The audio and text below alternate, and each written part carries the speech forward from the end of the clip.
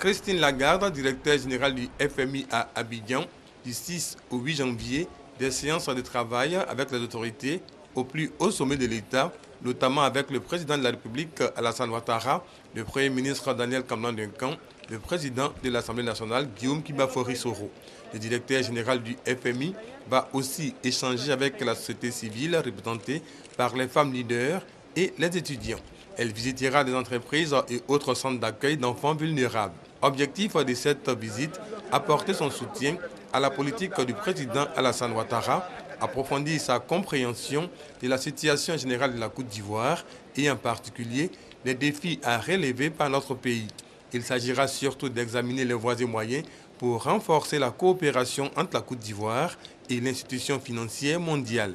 Une coopération vieille d'environ 50 ans, marquée ces dernières années par un programme économique et financier triennal, programme à travers lequel le FMI a déjà appuyé la Côte d'Ivoire à hauteur de 831 millions de dollars, soit 415 milliards 500 millions de francs CFA de 2011 à 2012.